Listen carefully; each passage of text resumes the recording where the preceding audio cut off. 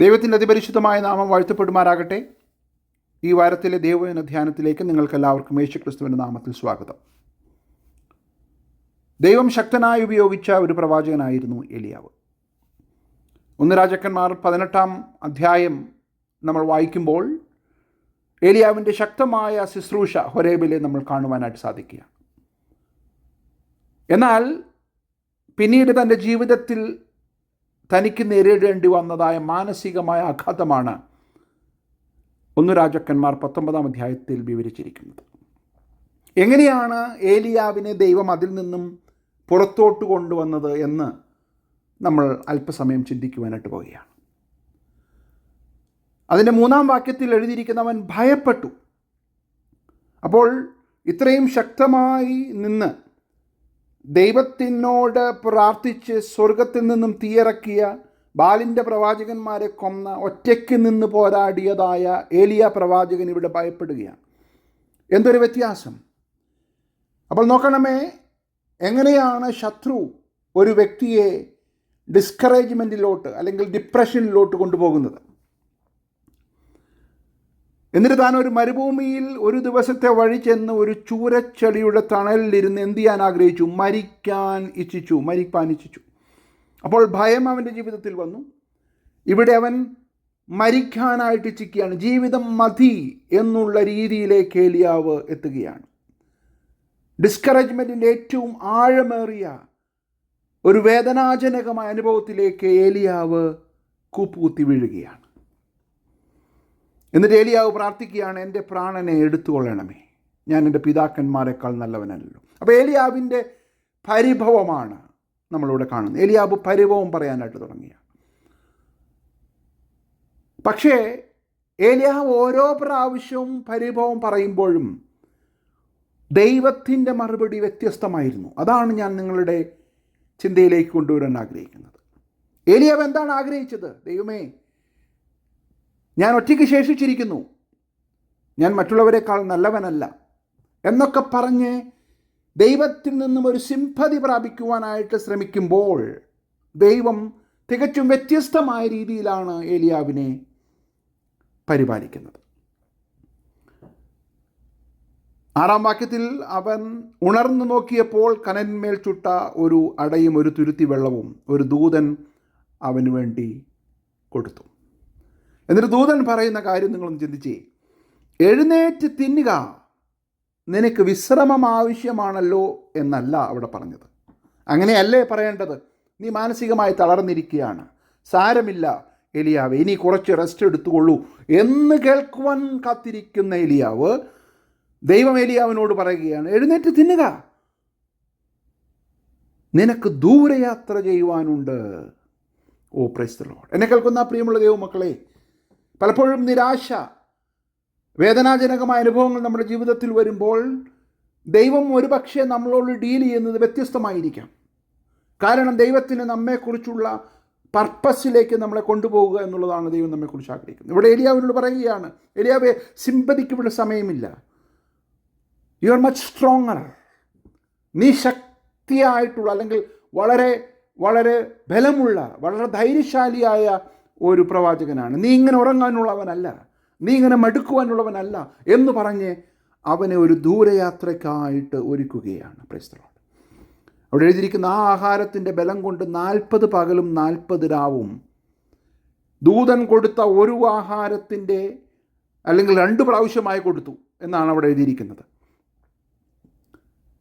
ഒരു പ്രാവശ്യം കൊടുത്ത ശേഷം അവൻ വീണ്ടും ഉറങ്ങി.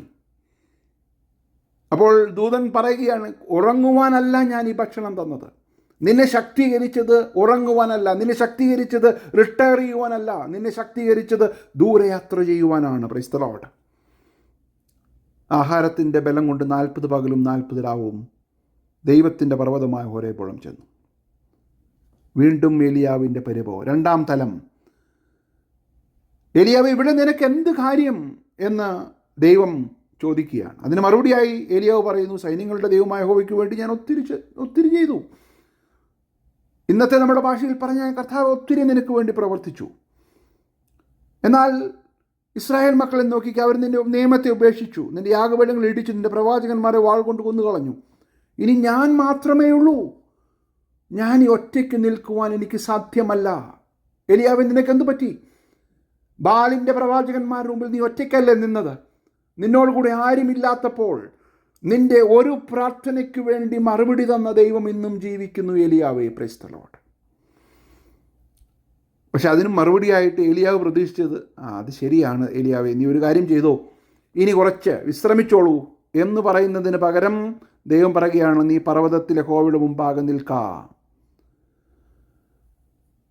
അപ്പോൾ യഹോവ കടന്നു പോകുന്നു. ശക്തിയുള്ള ഒരു കൊടുങ്കാറ്റ്, അതിനുശേഷം ഒരു ഭൂകമ്പം, അതിനുശേഷം തീ. അതിൽ മൂന്നിലും യഹോവയില്ലായിരുന്നു. അതിന് മൂന്നിന് ശേഷം സാവധാനത്തിൽ ഒരു സ്വരം, ഏലിയാവേ, നിനക്കിവിടെ എന്ത് കാര്യം? എന്താണ് ദൈവം ഇവിടെ പഠിപ്പിക്കുന്നത്? ഈ കാറ്റിലും ഈ ഭൂകമ്പത്തിലും ഈ തീയിലുമൊക്കെ നശിച്ചു പോകാവുന്ന അവസരത്തിൽ നിന്നെ പ്രൊട്ടക്റ്റ് ചെയ്തത് ഞാനാണ്. Price the Lord. ആ ദൈവം നിന്നോടുകൂടെ ഉണ്ട്. നിനക്കിവിടെ എന്താണ് കാര്യം? 14 വാക്യം, വീണ്ടും ഏലിയാവിൻ്റെ പരിഭവം. അതിനവൻ, സൈന്യങ്ങളുടെ ദൈവമായ യഹോവയ്ക്ക് വേണ്ടി ഞാൻ വളരെ ശുഷ്കാന്തിച്ചിരിക്കുന്നു. ഇസ്രായേൽ മക്കൾ നിൻ്റെ നിയമത്തെ ഉപേക്ഷിച്ചു. വീണ്ടും റിപ്പീറ്റ് ചെയ്യുകയാണ്. ഞാനൊരുത്തൻ മാത്രം. അതുതന്നെയാണ് ഏലിയാവിന് പറയാനുള്ളത്. വീണ്ടും ഏലിയാവിൻ്റെ പ്രതീക്ഷ. ദൈവം പറയും, ഓക്കെ, ശരിയാ ഏലിയാവേ, വിശ്രമിച്ചോളൂ. നോ, അതിന് മറുപടി 15 വാക്യം, നീ പുറപ്പെടുക.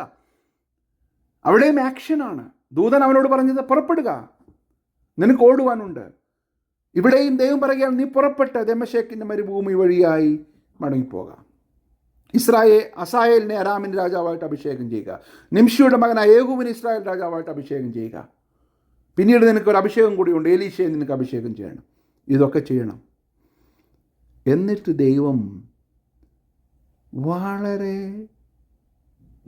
ചെറിയ രീതിയിൽ, അല്ലെങ്കിൽ ചെറിയ രീതിയിലെന്ന് ഞാൻ പറഞ്ഞാൽ വളരെ സൈലൻ്റായിട്ടൊരു കാര്യം പറയുന്നത് പോലെ പറയുകയാണ്, ഏലിയാവേ, ബൈ ദ വേ, നീ മാത്രമല്ല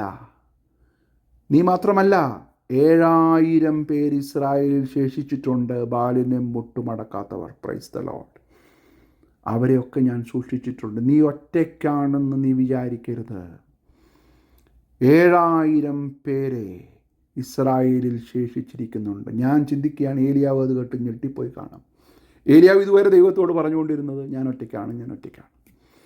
എന്നെ കേൾക്കുന്ന പ്രിയമുള്ള ദൈവമക്കളെ, പലപ്പോഴും നമ്മുടെ ജീവിത സാഹചര്യങ്ങൾ നമ്മൾ കടന്നു പോകുമ്പോൾ സാത്താൻ നമ്മുടെ മനസ്സിലേക്ക് ആദ്യം കൊണ്ടുവരുന്നത് ഞാൻ ഒറ്റയ്ക്കാണ്, ഈ ഒരു അനുഭവം ഞാൻ മാത്രമേ അനുഭവിക്കുന്നുള്ളൂ എന്നുള്ളൊരു ചിന്തയിലേക്ക് നമ്മെ കൊണ്ടുവരുമ്പോൾ നമ്മൾ ഒറ്റയ്ക്കായി മാറും. എന്നാൽ ദൈവത്തിന് നമ്മളോട് പറയുവാനായിട്ടുള്ളത്, ഒരുപക്ഷെ നിൻ്റെ അനുഭവത്തെക്കാൾ കഠിനമായ അനുഭവത്തിലൂടെ കടന്നു പോകുന്നവർ ഉണ്ട്. ഞാനൊരു മാത്തമാറ്റിക്കൽ ഇക്വേഷൻ പറഞ്ഞാൽ 1:7000, അല്ലെങ്കിൽ ഒരു വ്യക്തിക്ക് 7000 പേരെന്നുള്ള ആനുപാതികമായിട്ടെങ്കിലും ഉണ്ട്. എൻ്റെ ഒരു നിരീക്ഷണമായിട്ട് പറഞ്ഞു എന്ന് മാത്രമേ ഉള്ളൂ. ഉണ്ട്, നീ ഒറ്റയ്ക്കല്ല. അങ്ങനെ ഏലിയാവിനെ ദൈവം വീണ്ടും ധൈര്യപ്പെടുത്തുകയാണ് ശക്തമായ ശുശ്രൂഷയ്ക്ക് വേണ്ടി. ഏലിയാവ് എന്താ പറഞ്ഞത്? എനിക്ക് മരിച്ചാൽ മതി. എന്നെ കേൾക്കുന്ന പ്രിയമുള്ള ദൈവമക്കളെ, ഏലിയാവ് ഇതുവരെയും മരിച്ചിട്ടില്ല. ഏലിയാവെ, നീ മരിക്കുവാനുള്ളവനല്ല, മരണം കാണാതെ എടുക്കപ്പെടുവാനുള്ളതാണ്. ഓഹ്, പ്രൈസ് ദി ലോർഡ്. എന്നെ കേൾക്കുന്ന പ്രിയമുള്ള ദൈവമക്കളെ, ദൈവം നമ്മെക്കുറിച്ച് ആഗ്രഹിക്കുന്നത്, ദൈവം നമ്മെ ശക്തീകരിക്കുന്നത്, നമ്മൾ അനുഭവിക്കുന്ന വേദനകൾ, പ്രയാസങ്ങൾ, ദുഃഖങ്ങൾ, അതിന് മധ്യത്തിലെല്ലാം, നിരാശകൾ, അതിന് മധ്യത്തിലെല്ലാം ദൈവം നമ്മെക്കുറിച്ച് ആഗ്രഹിക്കുന്നത് കിടന്നുറങ്ങുവാനല്ല, എഴുന്നേൽക്കുവാൻ, നിനക്കൊരു ദൂരയാത്ര ചെയ്യുവാനുണ്ടല്ലോ. ഇതുതന്നെയാണ് യെരമ്യാവിൻ്റെ ജീവിതത്തിൽ സംഭവിച്ചത്. യെരമ്യാവ് വളരെ പരിഭവം പറയാനായിട്ട് തുടങ്ങിയപ്പോൾ യെരമ്യാവും ചിന്തിച്ചത്, ദൈവം എന്നെ സമാധാനിപ്പിക്കും. അല്ല, നീ കാലാളുകളോട് ഓടിയിട്ട് ക്ഷീണിച്ചു പോയാൽ കുതിരകളോടുകൂടെ എങ്ങനെ മത്സരിച്ച് ഓടും? യെരമ്യാവ്, എഴുന്നേൽക്കുക. നീ ഇപ്പോൾ കണ്ടതെല്ലാം കാലാളുകളോട് ഓടിയിട്ട് ഉണ്ടായ അനുഭവങ്ങൾ മാത്രമാണ്. ഇനി കുതിരകളോട് ഓടുവാൻ കിടക്കുന്നു. Price the Lord. ഈ ദിവസങ്ങളിൽ ദൈവത്തോട് പരിഭവം പറയുമ്പോൾ ഒരു പക്ഷേ നമ്മൾ പറയാം, ഞാൻ എൻ്റെ ജീവിതത്തിൽ പറഞ്ഞിട്ടുണ്ട്.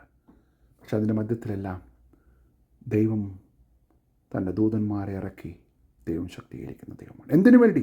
വീണ്ടും കടന്നുറങ്ങുവാനല്ല, നിനക്ക് ഒരു ദൂരയാത്രയുണ്ട്. ഈ വചനങ്ങളാൽ ദൈവം നമ്മെ ധാരാളമായിട്ട് അനുഗ്രഹിക്കുമാറാകട്ടെ.